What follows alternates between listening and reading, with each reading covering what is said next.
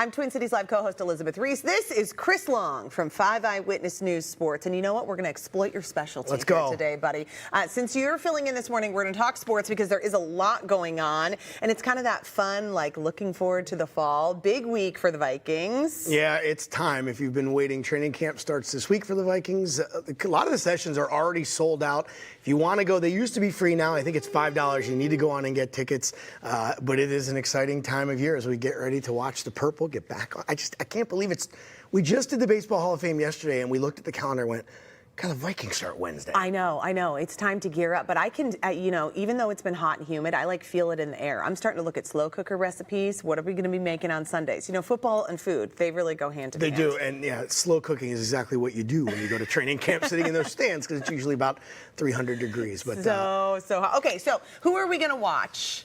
We're excited about this. The easy answer is going to be the quarterbacks. Right. The question is Sam Darnold going to be any good? He's the guy that they signed, the veteran free agent. And then J.J. McCarthy, the rookie. They drafted him in the first round. It's the first time they've drafted a quarterback that early.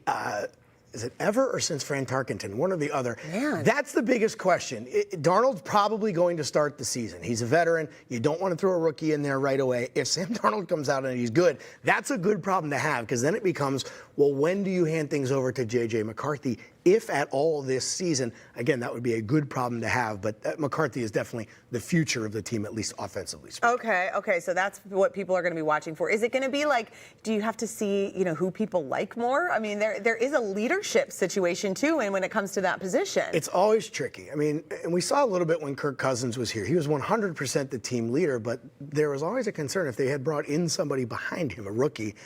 Well, how is that going to work? And it's going to be interesting to see if Sam Darnold does play well, how much – it's not his job to step aside and let the kid come in, but how is that going to work? That's a tough job for coaches, but I don't know that there's anybody better equipped to handle that than Kevin O'Connell, who was a backup quarterback himself behind Tom Brady when he was in the NFL. Oh, gosh, I forget about that stuff. It was a while ago. It's an interesting little web. What about Aaron Jones? What do we need to know about him? Former Packer. There's been some good luck with former Packers coming over to the Vikings. Stop it. Ryan Longwell did it. He fared pretty well as a kicker. Let's see, number 4. What was that guy's name? The quarterback. We forgot about him. Brett Favre did okay. So another Packer coming to the Vikings. Aaron Jones, I think, was one of the best free agent signings in the entire NFL this year. Alexander Mattison was a great guy. He got a chance last year to be the number 1 running back and just didn't live up to that billing. Aaron Jones is going to fill that. He's an oldish running back, but I think he's got a lot of miles still on the tread, and I think it's a great pickup for the Vikings. I think a lot of Packers fans were sad to lose him. I think they are, and they should be. This one included. Okay, one guy that I'm a total fan of because he was on Twin Cities Live, and I'm just obsessed with him, Jonathan Grenard. He came in to the Twin Cities Live studio. I think he's going to be such a great addition to the team. I don't know anything about how he plays, but I know that he just seems like you got to have guys that are really good guys in the locker room. And that's been a real hallmark of the Kwesi Adolfo-Mensa GM, Kevin O'Connell as coach, Vikings locker room. It is a character locker room. The Twins talked about this a lot, too, when their new regime came in about 6-7 years ago. And it's really true. You walk into the locker room, and it is a lot of strong leaders, a lot of guys who are allowed to have personality, not detracting from the team, but the defense, your boy Jonathan Grenard is going to be relied on a lot. He and Andrew Van Ginkel will be the edge rushers. Daniil Hunter, who is incredible. They had to let him go in a salary cap move. It'll be up to Grenard and Van Ginkel to try to sort of fill that role a little bit. The big question, I think, on the defensive side of the ball is, are they going to improve? They gave up, I think it was the 9th most passing yards last year. They still ended up 13th in points allowed. Kind of in the middle, if they're going to be a let's just say improved team from last year. I'm not predicting Super Bowls or anything. The defense is going to have to get better than they were last year. Everybody's favorite, Justin Jefferson. What are we watching for with him? Should be happy. He's a very rich man now all of a sudden, signing the biggest non-quarterback contract in the history of the NFL. He only played 10 games last year because of that injury, but still had 1,000 yards. I think the biggest key to him is going to go right back to what I said at the beginning. Darnold, McCarthy, the offensive line, what is that passing game going to look like? But I think we've learned that no matter who is under center, Justin Jefferson is going to find a way to get the ball. Okay, let's shift to the Twins. We've been talking a lot about the Hall of Fame and Joe Mauer, but the Twins, the existing team is playing. So let's make sure that we know what's going on there. Where, compared to what you kind of thought going into the season, where have the Twins landed at this point in the season? You know, the baseball season, of course, is like hockey in that it never ends. That's true. We're only technically, All-Star break just happened, so we're about halfway halfway through. I think they're right about where we thought they would be. I mean, they trailed by, I think it was 4 going into the break. They lost 2 to Milwaukee at home this weekend. A couple crazy games. Nice catch by that kid out there in left field. This is what stresses me out when I go to Target Field. I'm always afraid that the ball's going to come. Take a glove and be ready. I don't. I take a husband. Right. The health is really the big question. They've been dealing with injuries again. It feels like a broken record. I mean, Royce Lewis, the young star, he's hurt again.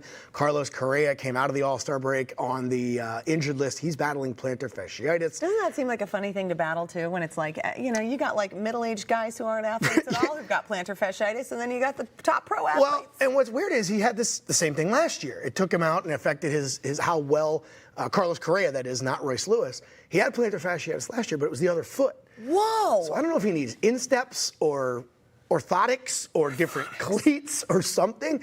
Everybody, once you get orthotics, you never go Yes. Jose Miranda's also out. Those 3 guys being injured hurts right now. They need them to be healthy if they're going to put together any kind of big push toward the postseason. Okay, now let's talk about the Minnesota Lynx. Yes. Shall we? Okay, what's happening with the Lynx, and what are we looking forward to? They are on their Olympic break, a month, nice long month break. They wobbled a little bit going into the break. They had a nice come-from-behind win over Atlanta last week in the regular season finale. They started out only losing 3 of their first 16 games. It swung a little bit when Napheesa Collier, their superstar, missed 6 games with an injury. They ended up losing 5 of their last 9, but they're still in 3rd place in the WNBA. And unlike the baseball and hockey seasons, the WNBA is a short season. When they come back from this Olympic break, there are only 15 games left.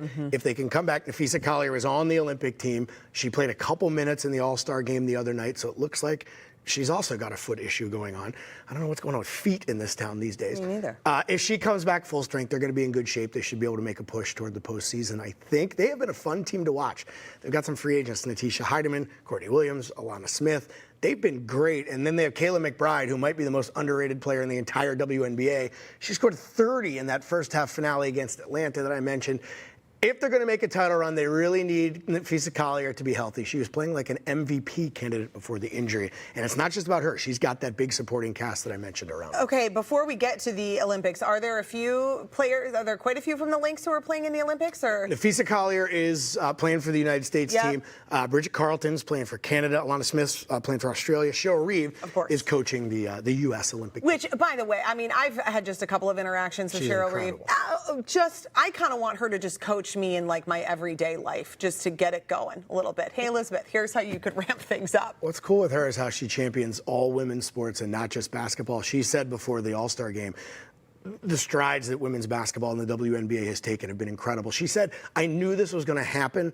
I just didn't think it was going to happen before I was done coaching. Really? So she is just surfing on top of a wave that she has really been a champion for ever since she started coaching. Okay, other Olympians that we're looking forward to, of course. The obvious. Suni. Our girl. Suni Lee. As the mother of a 9-year-old gymnast, I'm telling you, people are just losing their minds over her. It's been really fun to start to watch this through my daughter's eyes, which I think is the best part about the Olympics. But who else are we looking forward to? I took my daughters to Suni's parade after she won gold last time.